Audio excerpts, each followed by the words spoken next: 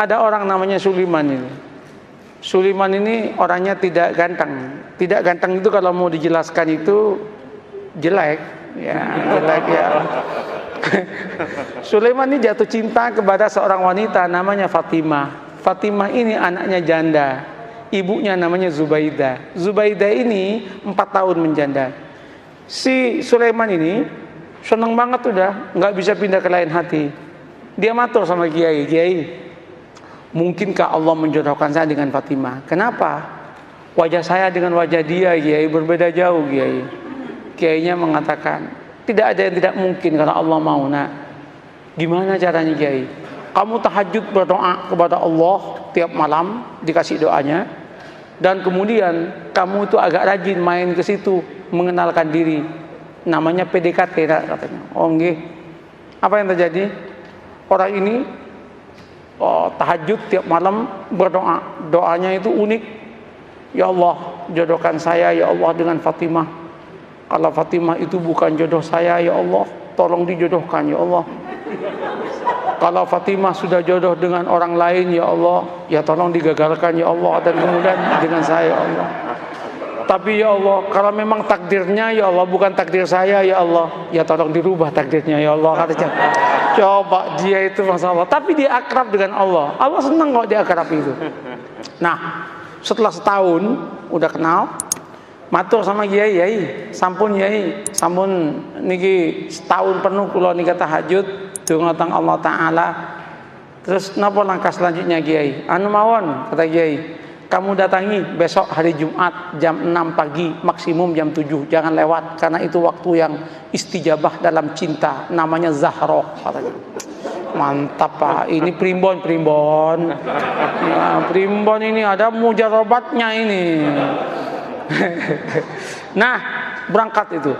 Ketika berangkat, Assalamualaikum, yang jawab Bu Zubaidah. Waalaikumsalam. Sampean Mas Sulaiman, nggih Bu.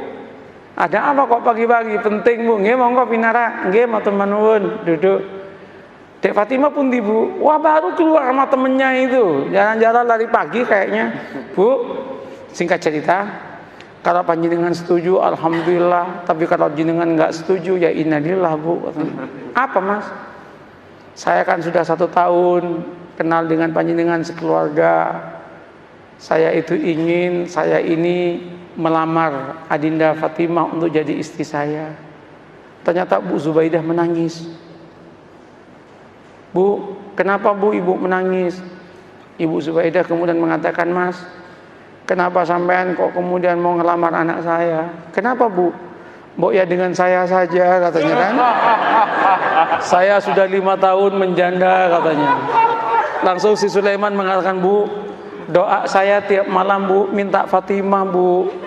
Mohon maaf Bu. Ibunya mengatakan, Mas, saya 1 tahun kenal dengan sampean. Sejak pertama ketemu saya berdoa kepada Allah supaya jodoh dengan sampean. Kata cowok ya kan. Rupanya ada pertarungan doa itu kan. Pertarungan doa. Weh, ketika itu apa yang terjadi Pak? Gimana Mas? Sulaiman repot, mau jawab repot. Sulaiman kemudian mengatakan, Bu, kula tak rembukan rumiyin nggih, kapan-kapan saya jawab. Nggih, pulang Sulaiman. Sepanjang perjalanan pulang, Sulaiman geleng kepala, ya Allah, mosok malaikatmu salah laporan ya Allah. Yang aku minta Fatimah kok malah yang nyaut Zubaidah ya Allah. Masa malaikat dituduh salah laporan gitu kan? Apa yang terjadi Bapak Ibu? Nyampe Kiai itu, gimana Man? Gawat Kiai, katanya. Kenapa? Salah alamat Kiai, katanya. Diceritakan yang tadi itu, Kiainya mengatakan, wis taman, jangan gitu, santai aja hidup ini. Ya musibah Kiai, katanya kan. Nggak, sampean jangan gampang memutuskan apapun tanpa istikharah. Istikharahlah dulu lah. Istikharah dia 12 malam, kemudian dia datang ke Kiainya.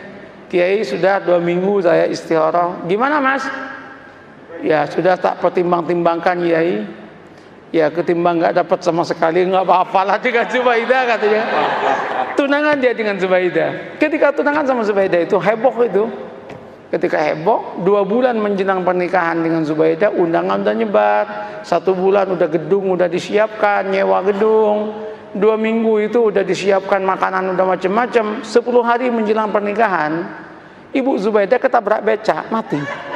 Ketabrak becak, masuk selokan, kepalanya itu masuk ke selokan, mati. Ini serius ini. Mati. Loh ini nggak ngarang ini.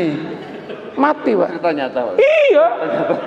Cerita nyata. Ini bukan FTV, Pak. Bukan sinetron ini. Tapi kalau masuk TV pasti lucu ini. Nah, apa yang terjadi? Mati kan? Ketika meninggal heboh itu. Singkat cerita, keluarganya Bu Zubaidah rapat. Rapatnya apa? Ini udah mesen semua. Kalau digagalkan, betapa kerugiannya banyak. Terus gimana? Kawinkan saya dengan Fatimah. Maka kawinlah dengan Fatimah. Qabiltu nikaha.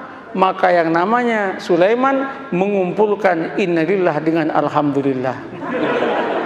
Innalillah, ibu mati, alhamdulillah dapat anaknya. Setelah qabiltu nikaha, langsung dia geleng kepala dan berkata, ya Allah, malaikat enggak salah laporan, ya Allah, jangan. Ini yang saya sebut la tadri la'allahu yuhdisu ba'da dzalika amra. Ini yang saya katakan, mengapa kita harus membangun optimisme? Tanamlah optimisme. Jangan kemudian, wah, Indonesia yang akan datang akan hancur, Indonesia yang akan datang begini. Orang itu capek, Pak.